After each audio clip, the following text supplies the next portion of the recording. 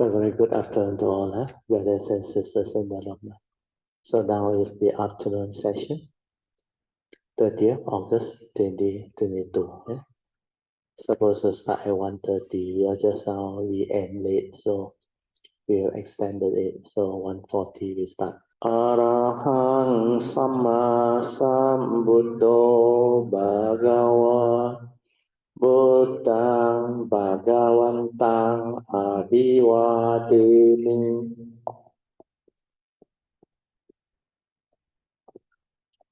Swakato Bhagavata Dhammo Dhammang Namasami.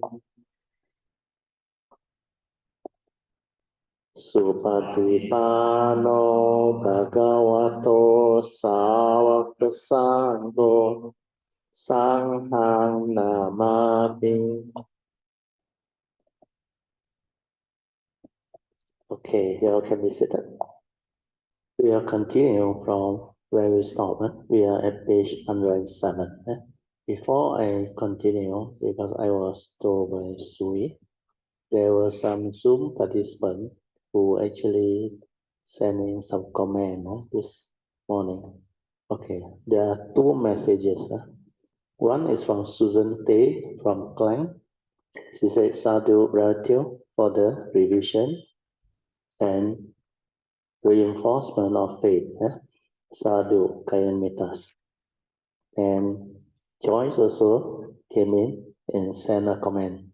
Sadhu, thank you so much for the beautiful teaching. So let us rejoice. Sadhu, sadhu, sadhu. Oh, good. Now there's a good news. Sadhu, sadhu. Thank you. So what about your own guest problem? Sadhu. Good. Okay.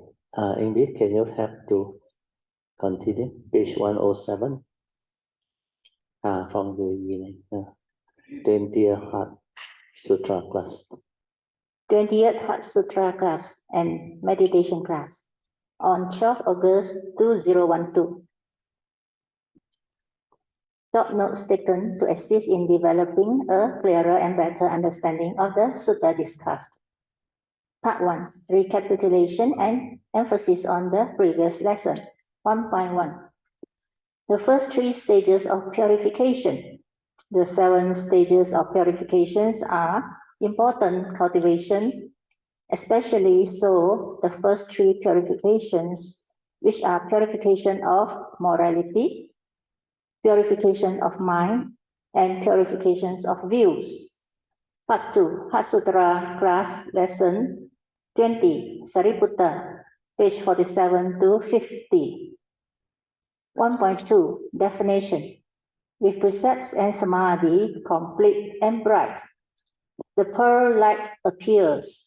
The pearl light refers to the relics of the enlightened one. The wisdom is within you. How do you meet it? Put down your upside down mind and let go of your false thinking or deluded mind. Earnestly work hard at your meditation.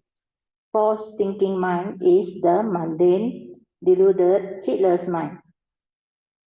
Part 3, meditation. 3.1, developing the meditation.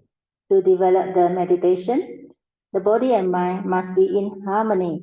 That is, they must both be in a relaxed state and at ease. At ease means no stress, no tension, no tightness within the physical body, and no fear, no worry, no restlessness, and no anxiety, etc. within the mind. Both body and mind are completely relaxed and at ease. The stress and tension within the physical body and mental arise because of one's heedless living via lack of mindfulness or attentiveness to live life. The heedless living arises because human beings tend to have a lot of problems and worries. They worry about their children, their education, and their future, worry about their own health, their career, and work-related problems. their relationship with their loved ones, their financial problem, their investments, business, wealth, and possessions, etc. This is the reason why the Buddha said to meditate, one must keep one's precepts to avoid all evil, so that one's karma is taken care of via less heedless living. Hence, this is the reason why the Buddha has advocated the cultivation of the following: Sila, morality or precepts; Samadhi, meditation; Panya, wisdom; and Dana, generosity to build up the parami for goodness to arise. Sila, morality or precepts; Bhavana, meditative discipline, which is inclusive of Samadhi and Panya. 3.2. Question 1. Can one attain enlightenment through only listening and without meditation? Brother Teo answered, yes, and there are many cases of this happening even during the time of the Buddha, like Venerable Kondanya and Sariputta, and many others. Normally, such people are able to awaken only through hearing because of their past cultivation and parami. Most of these people have, in fact, cultivated very sincerely and diligently before in the past. So, that's the reason why in this life, they will have the condition to awaken just via hearing the Dhamma. This hearing of the Dhamma actually corresponds to the first turning wisdom called Suttamaya Panya, wisdom born of hearing the Sutta or discourses of the Buddha. 3.3. How to apply the Dhamma? 3.3 is question 2. How do we apply the Dhamma to deal with someone who is very irritable, throw things in front of you, and rather unfriendly towards you? Apparently, he is such because of the way he has been brought up. So we can't really blame him, and I don't know how to deal with him. Virtue answered, is he or she one of your family members or friends? Yes, she is one of my family members. To apply the Dhamma is very simple. Just follow the Noble Eightfold Path. She is just the way she is, so have the right understanding or right view to accept her for what she is. Then you will be at peace. If not, you will react and perceive her with the negativity which you had described via your question. This is the suffering that will arise when you are with people whom you don't like, as described by the Buddha under his first noble truth. And the cause behind is your craving born of your delusion. So, to overcome this delusion and craving, you will have to accept her for what she is. Then learn to arise the right thought, pleasant and gentle right speech, following the Noble Eightfold Path to deal with her.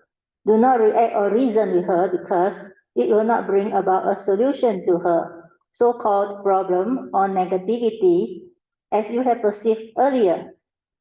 Have love and goodness of heart to understand her.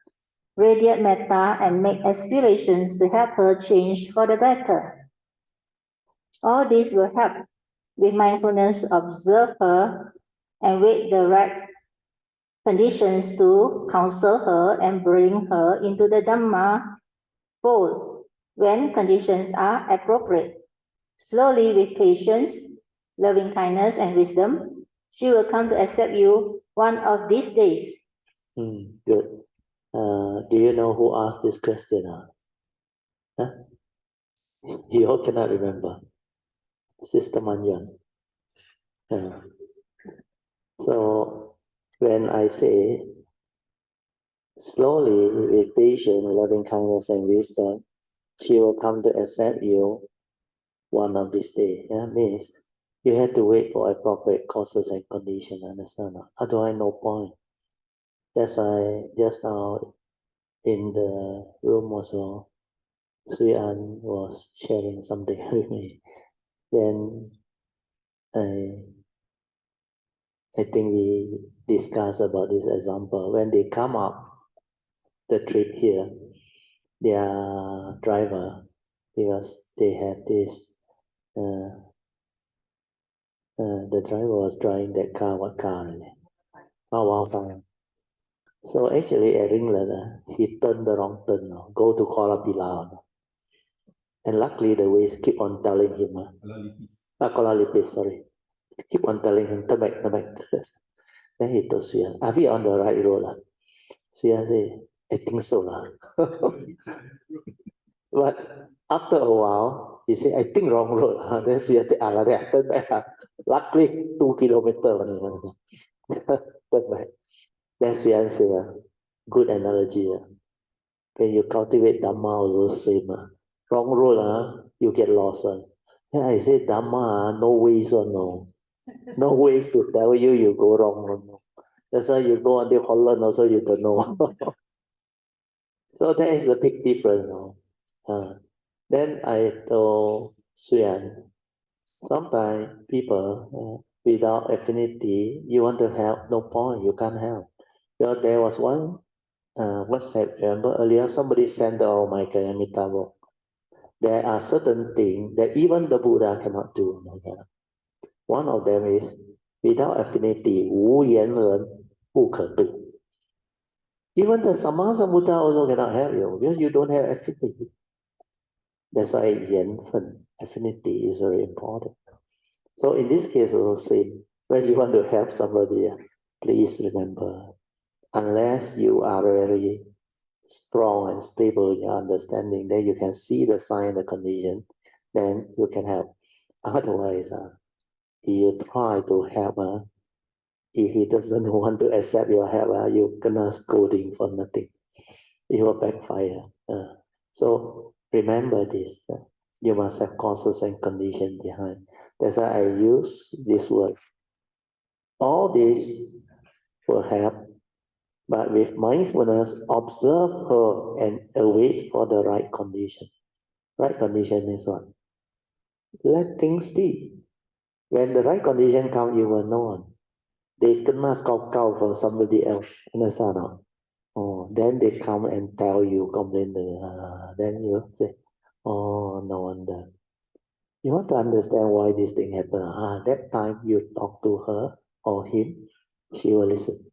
So she's looking for solution. That's why without condition, no point. So the causes and conditions are many.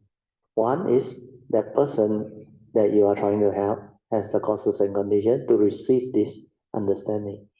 That he or she is willing to receive. You remember in the early days, Kayamita used to come and say, Bratio, I got this friend now. Can I bring them to see you? A lot of. You remember in the early days? I always tell them, please, make sure they want to see me, not you want to bring them. Unless they want to see me, don't bring them. Otherwise, they don't know who I am. They become, because of coming, get into trouble.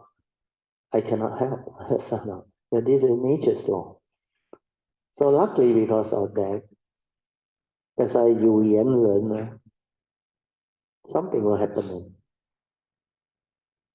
Alicia is here, she will know.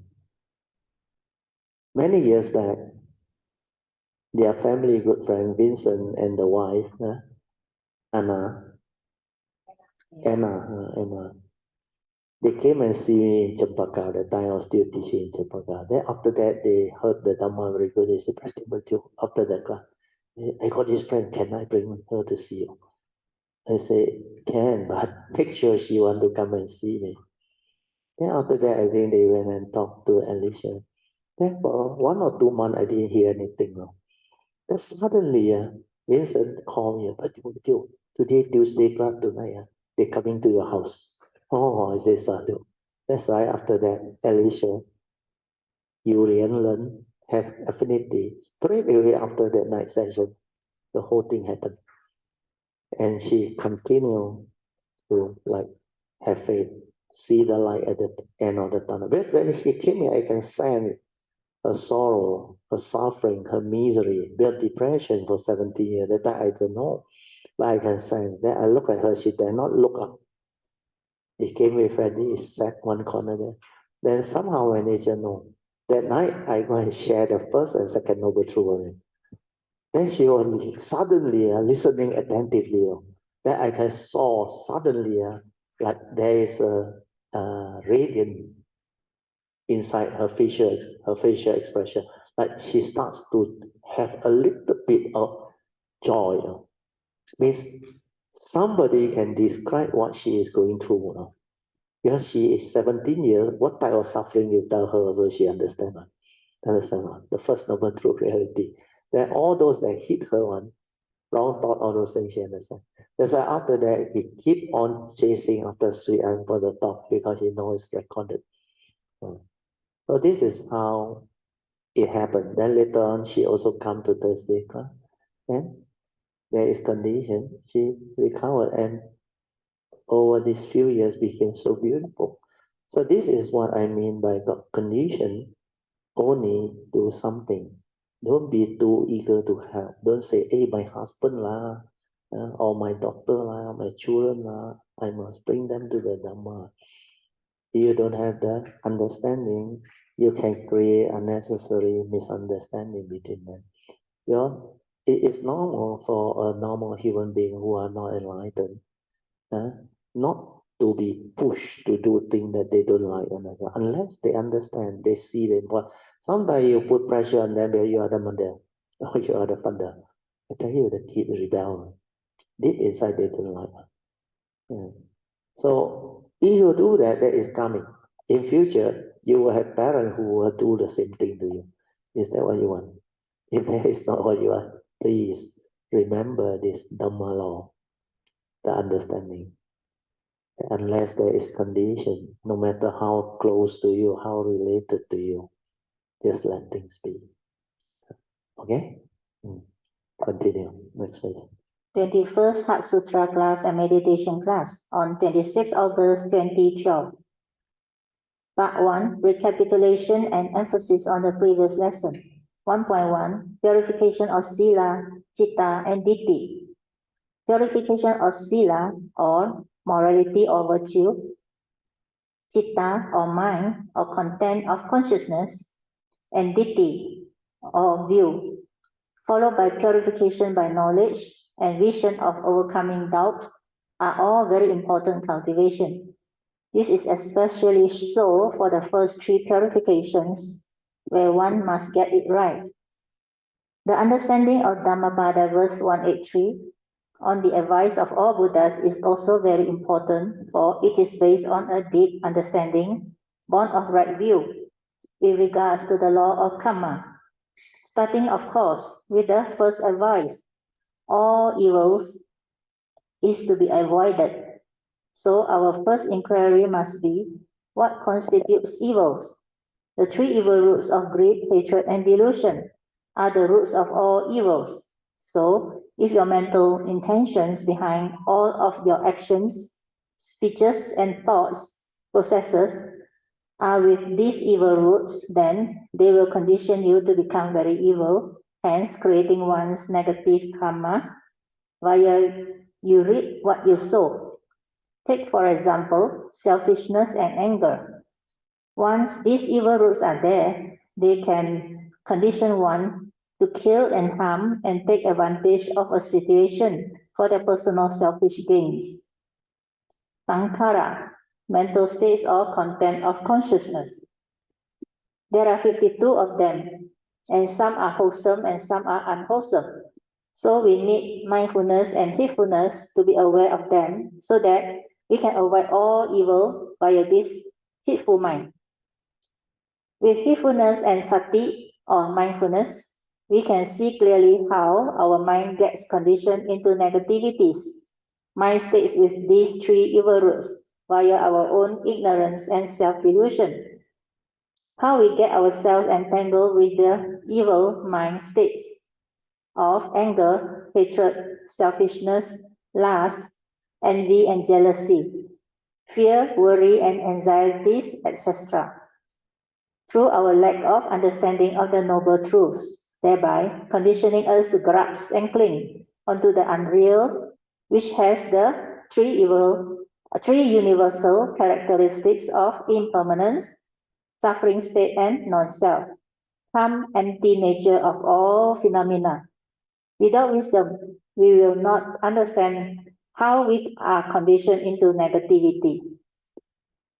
Understanding the third noble truth, that sufferings need not be, if we had developed the wisdom before confronting the first noble truth reality of life and existence, is very important, and that enlightenment in the here and the now is possible once we have awakened to the three universal characteristics of nature. With wisdom and awareness or sati, one can just be aware and let things be, while seeing things as they are, and then there will be no more suffering. One can then just accord and flow with conditions without any resistance. Hence, there is no suffering and unhappiness while wanting things our way, which is not nature's way, or the reality, which is what is. We cannot argue with what is. Sati or mindfulness, which is the first enlightenment factor and most important spiritual faculty, is very important because without sati, there is no heedfulness, and without heedfulness, there is no spiritual life. Without sati, one cannot investigate the Dhamma, the second factor of enlightenment. To strengthen one's faith and viriya, one must investigate into the following important Dhammapada verses 1, 2, 21, 22, 23, and 183, and confirm that these truths stand up to investigation, thereby establishing our faith in the law of karma, as explained by the Buddha, to reaffirm our right view with regards to this law of karma. All of sankhara or mental activities, inclusive of all our feelings and perceptions, are impermanent, for they arise and pass away constantly and are in a state of continuous flux. Thought activities also come and go, arise and pass away. Its birth and death, appearing and disappearing, exhibiting its characteristics of impermanence constantly. With wisdom within, one sees it clearly, whereas the mundane mind without wisdom is very heedless. My teacher used to tell me, finally there is only pure awareness, which is the true mind. This I came to realize later when the rather gross mundane or thinking mind collapsed, leading to the true mind, which is just pure awareness and silence within. It is very fine and like no more mind.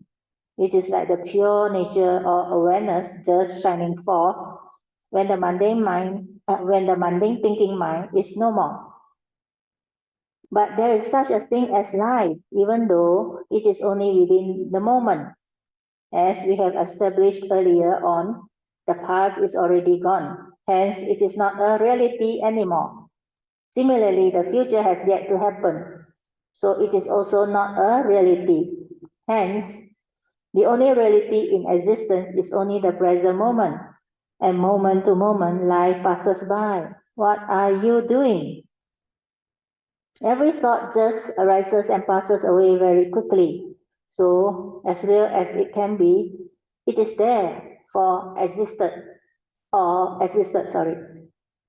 Again, yeah. So, as real as it can be, it is there or existed only within that moment when it arises. After that, it is gone, dead and gone. So do wake up and do not dream or sleep anymore. The phenomena world of consciousness is not what you think. As long as you are not deluded to grasping and clinging, then you are okay and you won't be afflicted. So don't hold, don't grasp, and don't cling or attach to anything, even to memory. Then you will be free and peaceful always. Without delusion and ignorance, you are beautiful. When you can see things as they are, then you will not be deluded by them. The form and mind will be clear to you when there will be no more entanglement to cause you any more mental suffering. The reason being, the mind has awakened to the three universal characteristics of anicca, dukkha, and anatta, hence no longer gullible. With fearfulness well established, the mind is constantly aware of all your mental movements and intentions. You will come to know how you are conditioned into negativity via your mind's delusion that condition you to grasp and cling on to your five aggregates of form and mind as the I, the me, and the mind. You will also come to know how your likes and dislikes come to be via your reaction to what you see and perceive at the moment of sense experiences when you lack wisdom or yoniso manasikara or wise attention at the moment of sense experience. You will come to experience all of the Four Noble Truths, the dependent originations or 12 links, and how your mind functions via witnessing the 12 links occurring within your mind. Always be aware within and develop the ability to use the trained mind in fearfulness to cultivate the penetrative wisdom born of the direct seeing to clearly awaken to the three universal characteristics of anicca, dukkha, and anatta. To liberate your mind, you will come to witness how all your feelings arise and pass away like a bubble. All of your perceptions, activities of mind, and mental consciousness also exhibit the same characteristics of impermanence, leading to your ability to realize their anatta and suffering nature within all phenomena. Part 2, Heart Sutra Lesson 21.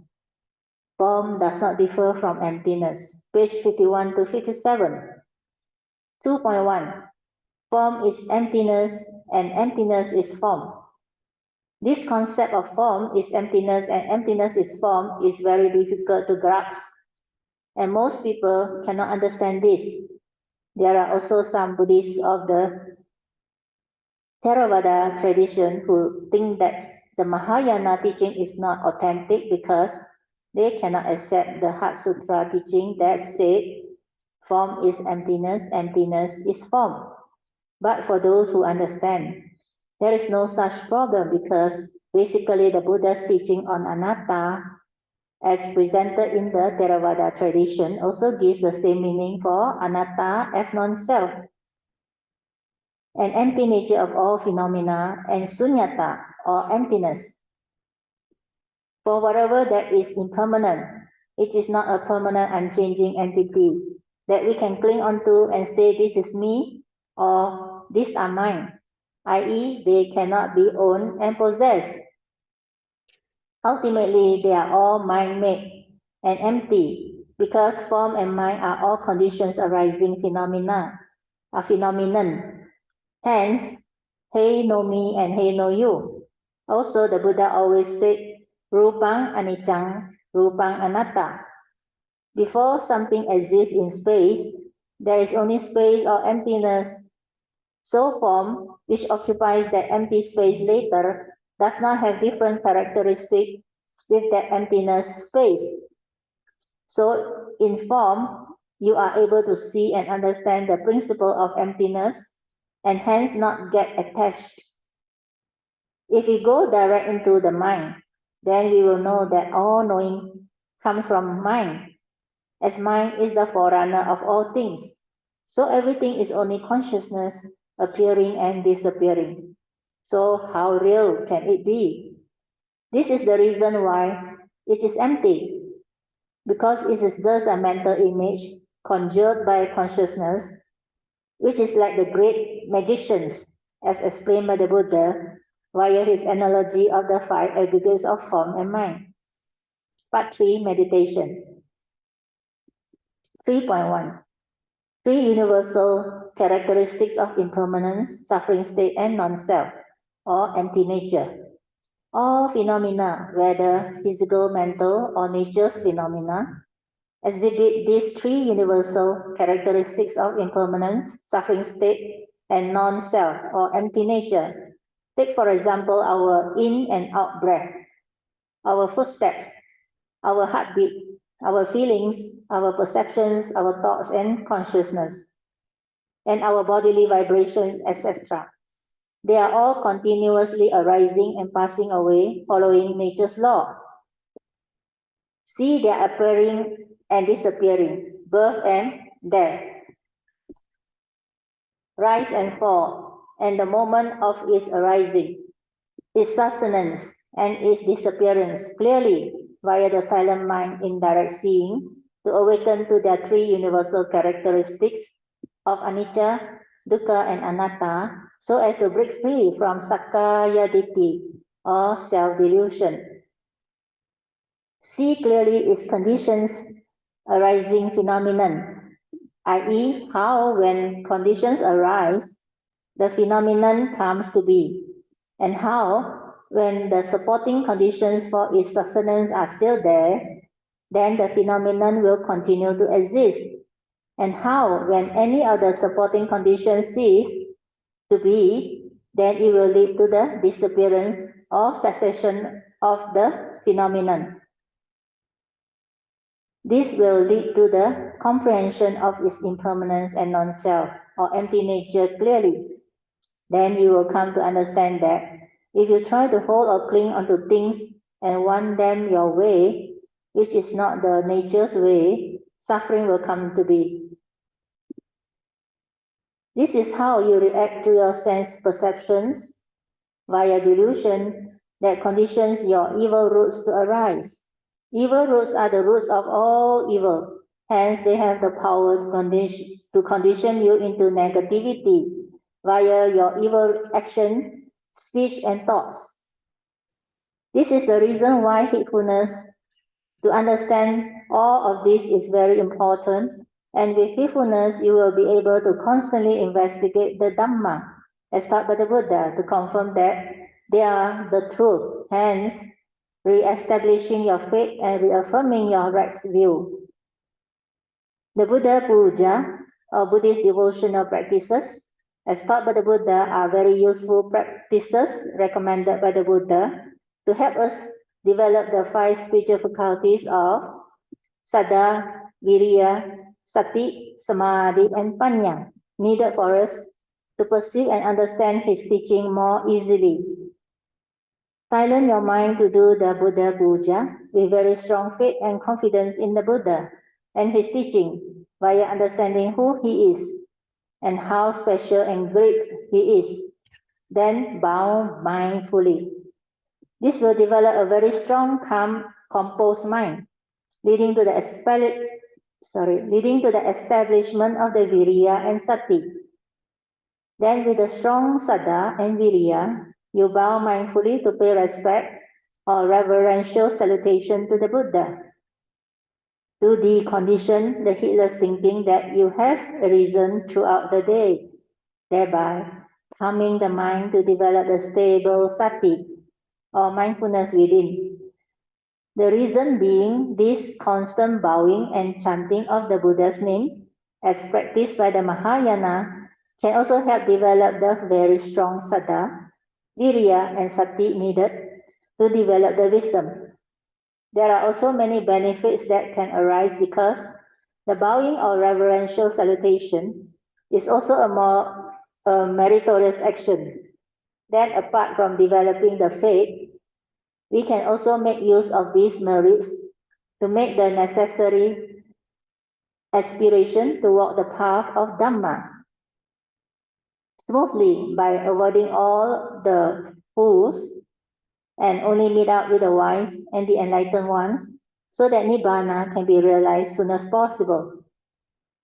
When we bow mindfully with a very strong faith or Saddha and Viriya, our mind is very calm and very composed, thereby helping us to develop a very stable mindfulness or Sati much more easily.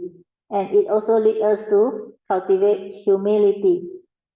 At the same time, we exercise our body. Sati is awareness before the knowing or the arising of thought, just a pure awareness within. So this bowing should be done with understanding, i.e., we bow to establish mindfulness or awareness without thought so that the body and mind move as one in perfect synchrony or harmony. Once mindfulness has been established, use it to cultivate the four postures of standing, walking, sitting, and lying down. Then followed by the cultivation of sati sampajanya, or mindfulness and clear comprehension of all actions and movements in the present moment, to develop the initial vipassana wisdom, born of direct seeing, of the three universal characteristics. Only then can we proceed with the contemplation of the four elements and the 32 parts within this physical body of ours, and the 9 stages of cemetery decomposition contemplation, to finish off the Kaya Nupassana cultivation. After Kaya Nupassana, we then proceed to Vedana Nupassana and Chitta Nupassana, followed by finally Dhamma Nupassana. Yeah, I just explain a little bit before we continue. You see, when it comes to the first foundation of mindfulness, Kaya Nupassana, the first category of cultivation is Anapanasati, but not the full 16 stages or step of Anapanasati. Where they try to mash it with the four foundation of mindfulness. Where they read, they saw, Ekayano Bhikkhave Bhikkhu, O monk, this is the only way for the overcoming of sorrow and lamentation, for the purification of mankind, for arriving at the right path leading to enlightenment. So because of that, they try to break the Anapanasati into tetra. So they also develop the four foundation of mindfulness via Anapanasati. I think there was one monk who wrote one book on this. It's Ajahn Buddhadasa, if I'm not wrong. So that one you don't do. Yeah, he found it from the sutra. There is a Maha Anapanasati Sutta, the long version of Anapanasati where they can do all this. But you don't have to go into that. If you want to go into that, it is going to take you very long and you may not benefit much. So always remember, Anapanasati, initially, the first category of training is to develop mindfulness. Finish. Understand now? The fourth foundation of mindfulness is step 8 of the Avijja Sutta. So don't fall Anapanasati before you can even stabilize the mindfulness, you go into that. That's why they develop jhana and all those things. So my advice is, Anapanasati and the Kaya Nupassana is just the initial stabilization of the sati, means mindfulness of the in and out breath, until your breath become very subtle, very still, like no more breath. And then don't do anything. Don't go and listen to what some other tradition tell you. Go and do sitting touching. Because they cannot feel anything, so they want the feeling to come back. That's why sitting touching. But all these are verbalization, understand? They want to bring back the mind. For what? You're supposed to train the mind until it's still, until you realize the true mind, because they don't know what sati is, the actual meaning. So that is probably the reason. So what you do is when Anapanasati becomes very quiet, then I naturally know how to do Anapanasati. Then I naturally know how to lead to that subtle breathing. Like I hardly breathe, like there was no more breathing. Then I continue to relax and maintain awareness there. Again, the first two support. Then you know what happened? Suddenly, like the breath also, no more. But actually, it's not the breath no more. It went into internal breathing. No more external breathing. Then I hardly breathe, but I can survive on.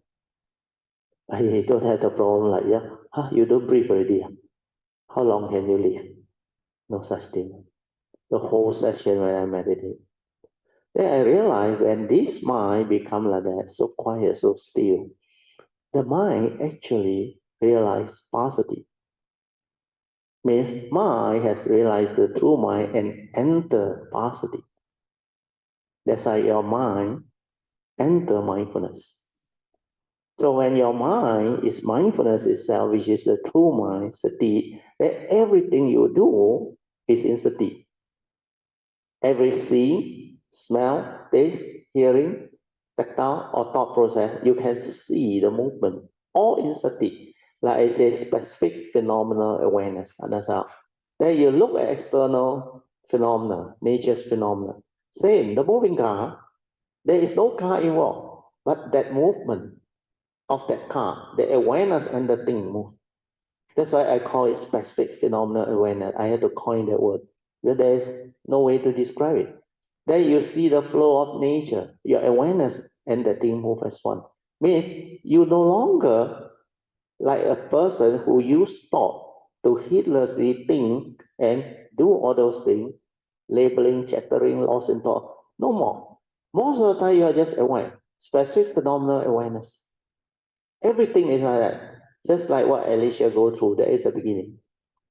Now he can see all the movement exercise so amazing. Then later on, he will see nature's flow, movement. Oh. So when you start to see all this, means your awareness is starting to transform, becoming different. It means the mind has entered sati already. That's why everything she do later on, if she continue to sustain this cultivation, that every moment of seeing is in sati, specific phenomena. Then the hearing also, like slow down for you to hear one, but no slowing down. The actual speed is there. But you can, with that sati, the mind that is in sati, you listen, it's very clear one. It's like slow to you. Everything appears slow to you, magnified. Then your smell, your taste also same. I remember I tested myself. I walked through the Pasar Malam. You know, Pasar Malam, a lot of good food on. Oh.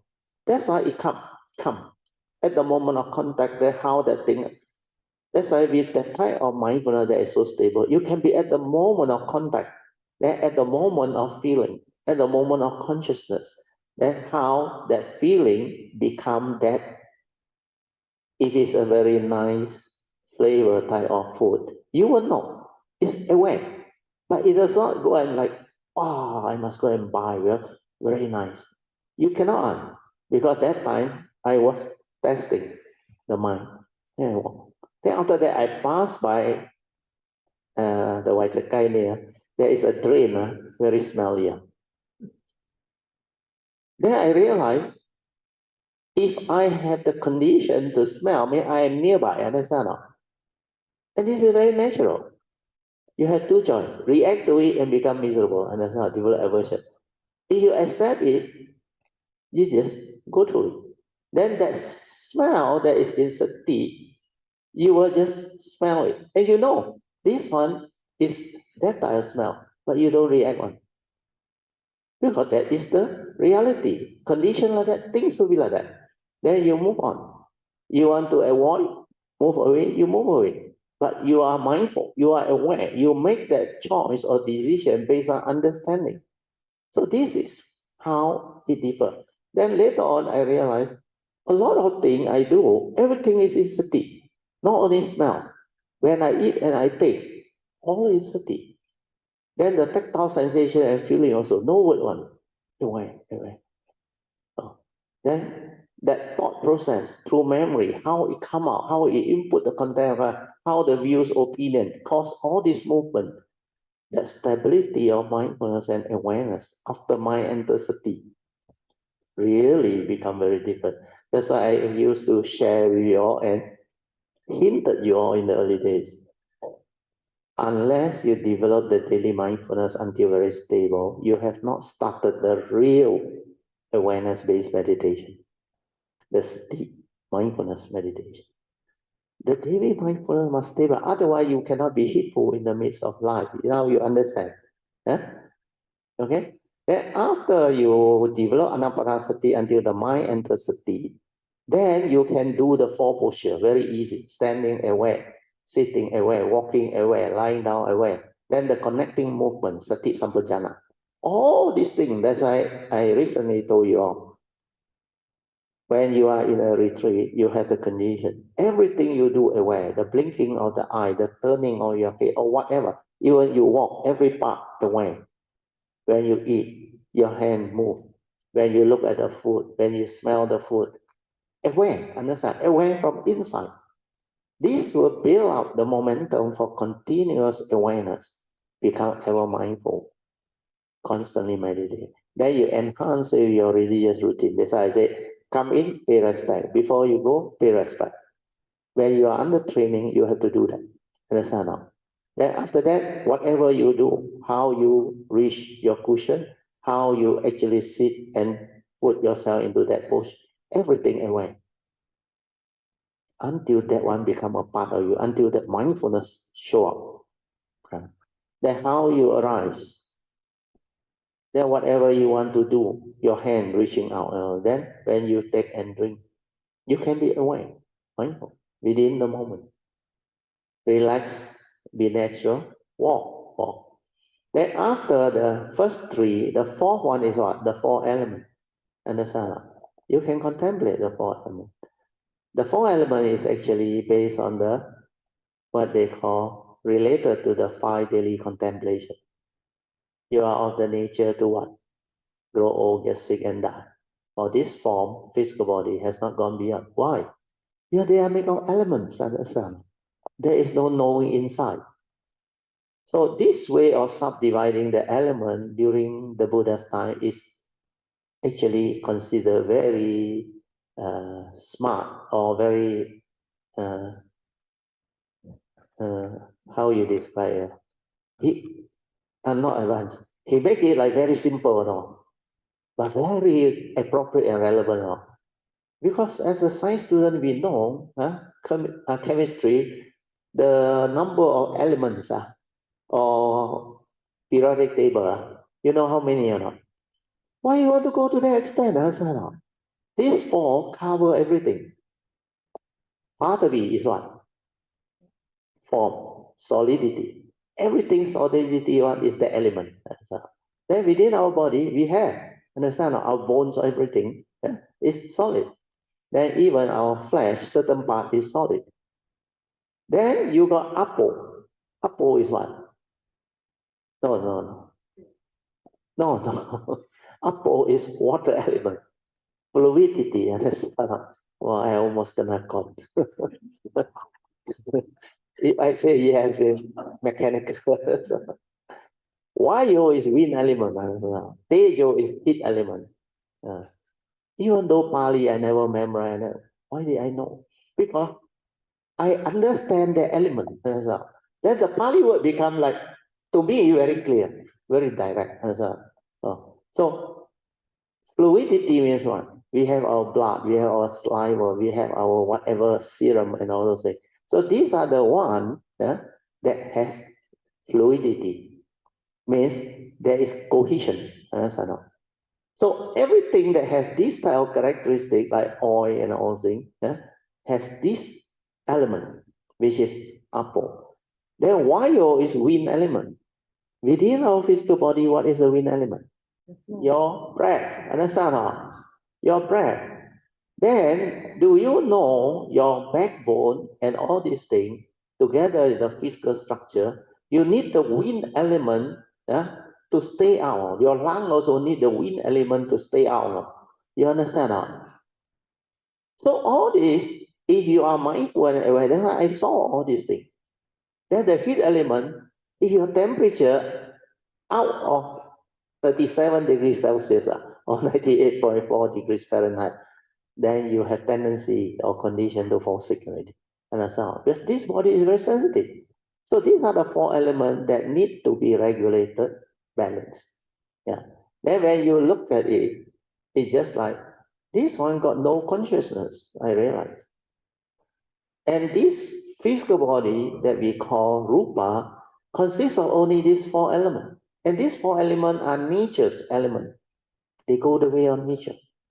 That's why they will go through aging. Disease and all things. You can come up with scientific thing that you eat and slow down your aging as well. You continue to inject, the doctor will know, growth hormone, then it prolong your aging. But how long can you maintain it? With this one, go the way of nature.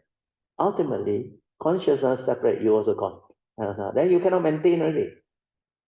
So these are the reality that you have to understand. Then the four element to me is when you understand that they are not the whole thing, it's only element that goes away on nature because there is no consciousness inside there. No consciousness, no knowing, how can it be you? Understand? Or? That's why the form is not me. Straight away I know. Where there is no consciousness, it's only element. Then the 32 part. Why the Buddha asks you to contemplate 32 part? The first reason is the foulness of this body. You think very handsome, very beautiful outside. Outwardly, when you are young, like the flower, when it fully bloom or fresh bloom, beautiful. After 3 days, you go and see decay already. This one very fast. You can see. That's why the offering give us that understanding. Where the Buddha advised, all this offering has its meaning. So you can reflect on the impermanent characteristic, because the flower is very good. We call it what? Ephemeral. You've heard of this word? It doesn't last. Ephemeral. It doesn't last. Very fast decay. So flower can show this very fast. So like we chant. Yeah? This is the reason why all this offering, clear water, incense, flower, fruit, got meaning. We have it in our chanting book. Understand? So the impermanent characteristic is to give us the urgency to cultivate, understand? Like Marana no Sati. At any time, your form and mind can just decay and consciousness separate and you're gone. Then don't be deceived by the temporary beauty. Understand? You look inside all the parts. A lot of them are very filthy, very ugly. Then there was one show, video. That one very interesting. This lady tried to con the doctor, like create what they call with a motive, a scheme, and try to trap the doctor. So he pretend to like fainted down there. So this doctor very compassionate, stop the 4-wheel driver and try to wake her up, no? Then try to help her, no? Then put her to the back of the car, like want to take her to the hospital. You know what the girl did or not? He grabbed the doctor. He said, I really want to marry you. I love you. You know what the doctor did? He said, stop. Then he took out his x-ray photo. He said, you are only this. Girl, I got a shock. And just forget about the whole thing. Go to the doctor. Every day you see now in the operation theater, in the surgery room. You go and see a gynae worse. Understand? Every day they inspect that area. So you must understand, this is to let you see that this thing, go the way of nature, is full of filthy things. Understand? Your shit, your urine, your tears. That's why they said we have 9 aperture. You realize that 9 aperture. We got our eye, 2 ear, their aperture, the nose 2, the mouth, the anus, and another one where. And there's a book now that wrote the 9-hole object. You heard of this? When I was young, I saw this the 9-hole object. Then I was thinking, what is this 9-hole object? Actually, refer to the human being. That's so when you have this understanding, then the 32 part become different. The other thing that the commentary and the book never write on is which one? This 32 part is actually like the block card. Understand? When you disassemble the parts together, the block card is gone. But when you put it back, you perform a function, you give it a name, arise, exists already. That's how. So it's only the part that come together that animate this one. That's why once the spinal cord, the vital organ gone, the brain sometimes you can survive. Certain part gone, like they have this stroke or what, I think Janta will know. Then that part affected, then you lose the ability. So the left brain, right brain. But if you have mindfulness, it's different. The mindfulness cannot be affected by the physical. Well, my consciousness came out before. And I realized without the physical senses, I can hear, I can see, I can like exist up there. Yeah. So this consciousness awareness is different. It doesn't need the physical senses to actually perform all this. That's why those who out of the body experience, they can see. Understand? No? They can hear. But they speak, you cannot hear, you cannot see. Understand? No? So these are things that if you don't meditate, you don't have this experience, you don't know, you don't understand. Then you like hearsay. True or not? You don't understand. But then I came out when I was 8 years old, I think. 8 years old or 9 years old, I forgot.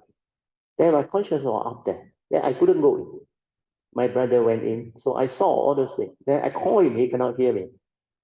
Then later on, somehow I knew I had to go back to take control. I went in, I cannot take control.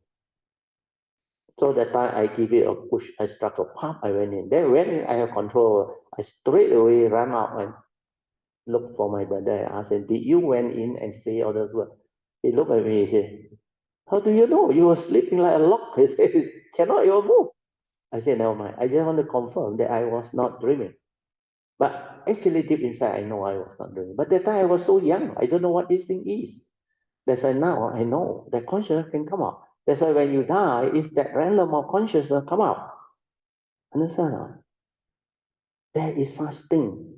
Some people call it the soul, the spirit, but it's none. It's just this whatever consciousness since birth, the rebirth consciousness that you go through life, you develop the conditioning, the views.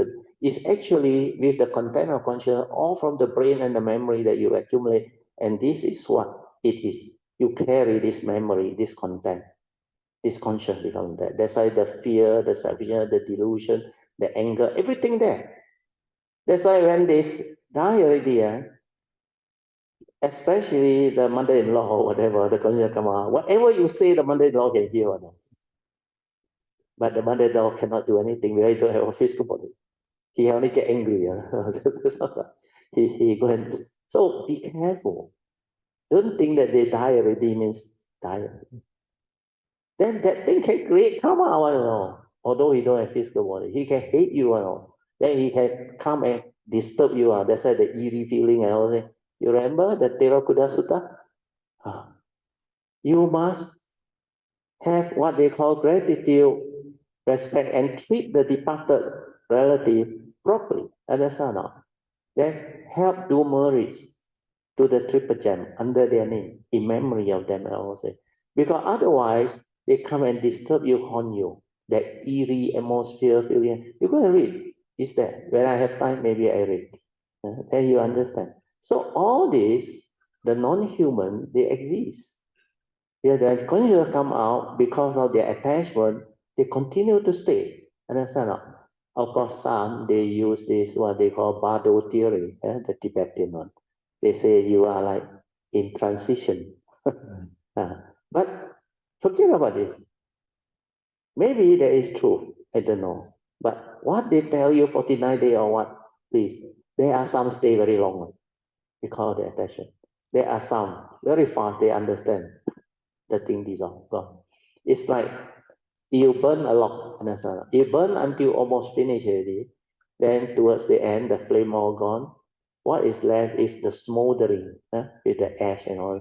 But if the log still quite a lot, the smoldering sometimes can be very long, unless the rain or what. So it is similar, depending on the karmic behind and the delusion and all those things. So all these things you can understand. The other thing is, hey, how did I come to here? I was talking about the 32 part. Then how did I come to? Huh? Yeah, how did I come to here? The consciousness come out all those things. No, if it's a block card, how did I come to there? There must be something. Why did I talk about that? There is something before that. Must be one. Otherwise, I won't talk about that one. Oh, the four elements. The four elements. Then because there is a consciousness trapped inside. Understand? From there it come out. Yes, that consciousness is separate from the form. That's why the form are four elements without consciousness. Understand? So that consciousness, the condition that animate the human being, are the three things. A physical body in its working condition. And now I recall it. I said, Dr. Janta will know. Why? The brain get damaged. You remember? Yeah, the two part, the brain get damaged or spinal cord vital again. And then the brain get damaged at the time, a lot of other things can happen. Understand? Then the consciousness can come out. There is no such thing as death. What is death? Separation of consciousness from the form.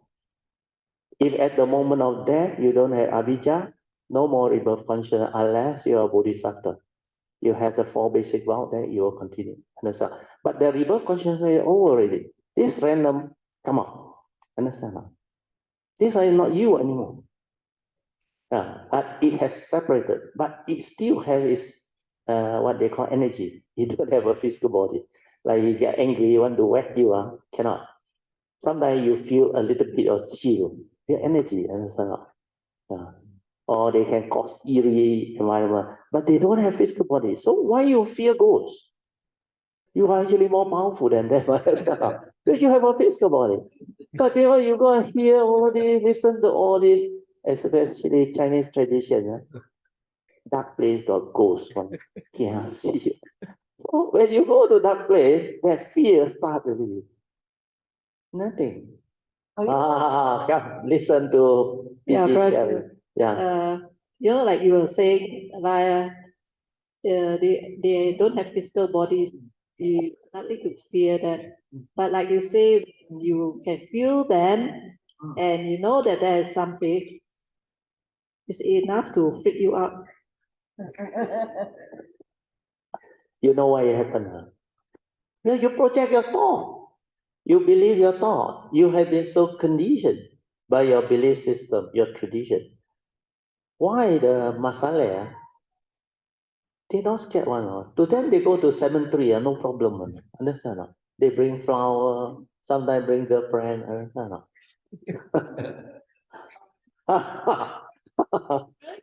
Pokemon say he carry food to who Kenny the dog. He walk past that side Just something he say. The energy difference could be due to other things. Understand? No, he said Scotland say just now he delivered the food.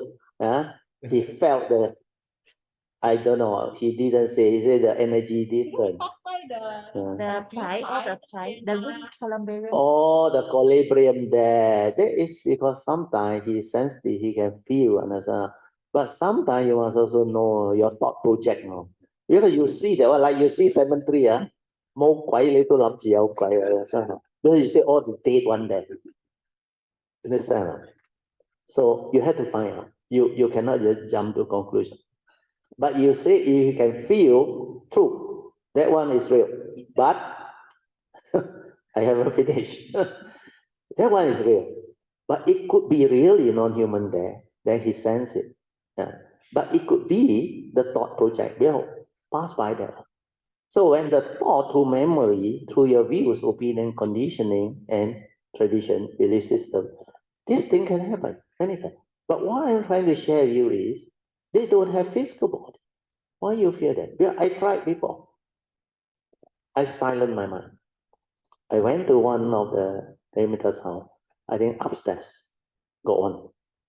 So downstairs, the toilet, she was using, washing everything. So not convenient to use. So I said, you have toilet upstairs? He said, yes. So I went. As I go up the staircase, I can sense it very strong. Then I silent. Then I communicate. I mean no harm. Because I'm like intruder. So I said, we are friends. I am here to actually at their invitation, we are kilometers, right? Then I want to use the toilet. If you are not happy, you don't want me to go, never mind. Then I wait. I can feel that energy, that very negative energy. It's like telling you, don't come up. I didn't go. Then I said, thank you. Then I just stay there. I stay there at my You call this the gateway there. I stay there. And nothing. There were other incidents where I just silent my mind, like nothing inside there. The entity, everything gone. Then very brave now, the one. Whatever come. Yeah, what can you do to me? At the most, even you are very violent yaka or what with the spiritual power, you can only damage this body. There is no one inside there. You cannot kill the nature. Don't have fear, nothing.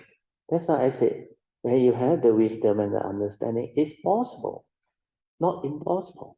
Okay, so we finish.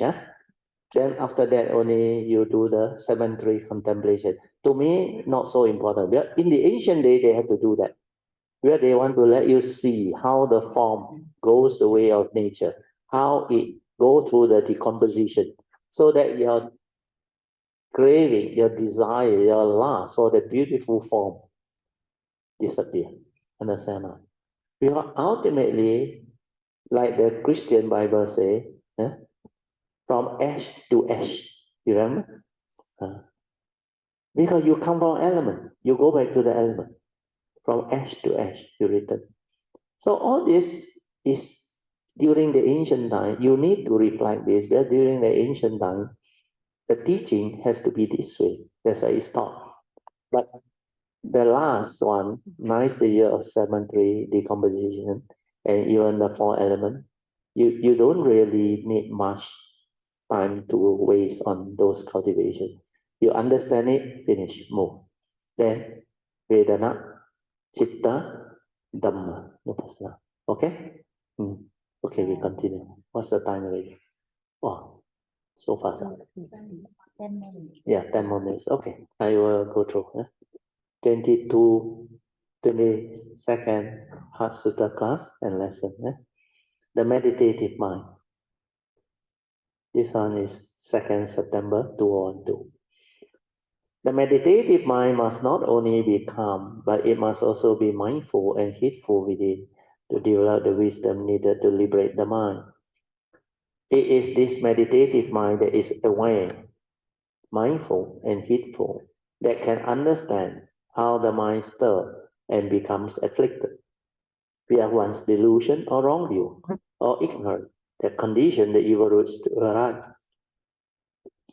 It will come to understand its origination factor clearly as to how the evil root comes to be. It will also come to understand that before the evil root was there, the mind was originally very peaceful. Everything arises naturally via condition arising causes, and all phenomena exhibit the 3 universal characteristics of anicca, dukkha, and anatta. Then via Dhammanupassana, cultivate the 6 internal and 6 external sense bases. One will clearly understand how to trace the origination factor behind the stirring of the mind, and how one can retrospectively reverse it via wisdom. The moment your mind stirs, Dhammapada was one will take its course, hence conditioning one's suffering, like the wheel that follows the hook. So this one is what Sui just now say. Once you understand this, you will never allow it to be happen. You don't go and justify, everybody also like that. Then you think it's normal, you don't want to do anything. No. Just like that day, what was it? I think Sister Han. Poaching at the Thursday class, you remember? They get lost. He said, I old school, ma. Remember? I don't know how to use the ways. He said, I old school. You can continue to justify it as enough. But end of the day, whether you old school or new school, you have to develop the understanding. Otherwise, you fall behind. But if you are satisfied with what the thought justify, I old school, ma, then you never move from there, understand? Like some people used to tell me, Tio, my karma, ma. I don't have that past, ma. I don't have that nature, ma. I'm not like you, ma. If people tell you like that, it's just like asking you, not asking me what is meditation. But please teach me how to meditate. This guy surely one instant me, instant noodle one, quick one, quite so five, whole say five so one. Understand not? Where got such thing in this world? So if they are like that, means their attitude is they are so deluded. Understand? Everything also justify, so that they don't have to do. Understand? So life, please, like I always say, you hold the key to your own life destiny. You decide how you want to live. If you choose to be heedless, like allowing the thought to justify, nobody can help you. Like the Buddha, there is a Buddhist hymn here. No one help you but yourself. No one will and no one may. You understand this Buddhist hymn or not? We ourselves must walk the path. Buddha merely show the way. You heard of this hymn or not? In the university day, I heard until now I remember. Yeah, it struck me. That is what the teaching is. So you go and justify me, sir. No need to walk the way lah. The Buddha can only show you the way and teach you the Dhamma. Like my nature, share and let you know the understanding. If you choose to go back the old way, heedless way, then that is your life. You decide to be heedless. Then no need to do anything. Understand? Contented with what the thoughts say. But if you are a cultivator, you are determined, you look at the teaching, you understand the teaching, you will never become heedless anymore. Understand? Because this brings about downfall, suffering, misery. And your life, life after life, you become like that. You must say, don't come. But you got no choice. Karma bring you. You have to come. So that is where the problem is. Okay. 5 more minutes. Yes. Otherwise, we're in Kuala Yeah. Then the retreat, I think, come later than Ananda. Dr. J. I got to put out one night in Kuala Pila. Not Kuala Pila. Lipis. But luckily, your driver. If there's technology, we have to use technology like Zoom. You can't say that. Yeah. No, do not blame technology. Understand? Technology is like thought or money, neither good or bad. It depends on the user. Understand? If the user don't know how to get technology, use the technology, with the technology also get lost. I say I owe school then it's not the technology, He's trying to say I owe school I don't know to you. We're too sophisticated. Like that, with the technology also no use. Understand? TV also old school. Yeah, he also know how to use. He also know how to log in the Zoom. That's why I say it's not technology. It's not money. It's not the thought. It's the user behind. Understand? So wake up. Understand? The user is who? That consciousness with the understanding. Where you don't have understanding, you become a lousy user, deluded, heedless. Then you get into trouble. That's why heedlessness is a path to the dead. The heedless are as if dead. Please wake up. Determined to be heedful. Not that difficult. Understand? For support, the first 3 things, aware, relax, maintain awareness, then 24-hour awareness. So difficult, man. Understand? Like Jose say, have patience, do until it comes. Don't stop halfway. Understand? Don't give up. Because it involves our entire life now. What how to do it? Monica, 19 week, counting. Understand? Manjuan, look at the whiteboard. This missing step, do counting. Then why you say cannot? Why other Kayamita can? It can be done. It's just your understanding, your faith, your determination. Whether you have the will, the perseverance, the faith to go this way. Okay? I think I have to end already. Where were we? 116. Paragraph, the last paragraph or second last. Okay, second last. Okay. The meditative mind will understand how the mundane mind got caught. With understanding, it will no longer be deluded. To really see and awaken to this truth or understanding, one needs a very stable mindfulness. See, everywhere the emphasis is very stable mindfulness.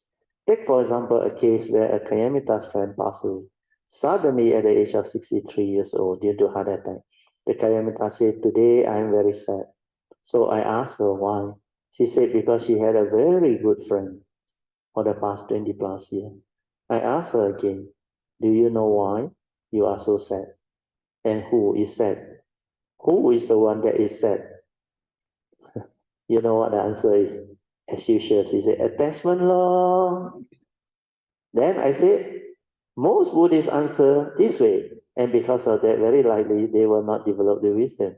Because they never inquire, reflect, and contemplate deep into the Dhamma. That had a reason.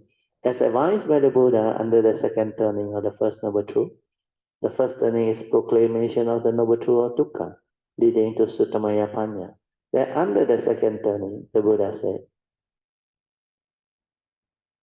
this Noble Truth of Dukkha is to be understood, leading to Chintamaya Panya. So the inquiry will enable you to investigate via mindfulness and heedfulness to realize that it is the mind that has been conditioned by her wrong view or ignorance that conditioned her to cling onto her thought that arise via her memory of her good friend of 20 plus years. Hence, conferring the Buddha's final summary of the First Noble Truth that state in short, it is due to ignorance or sakkayaditthi that condition one's grasping to the 5 degree of form and mind that I call dukkha.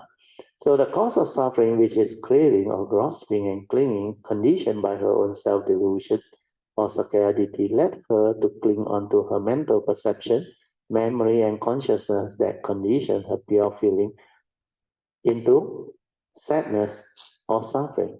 It's only a form of mind, not so real. We are all conditioned arising phenomena are not permanent, unchanging entity that one can cling on to and say, this is me, this is I, and therefore, these are mine.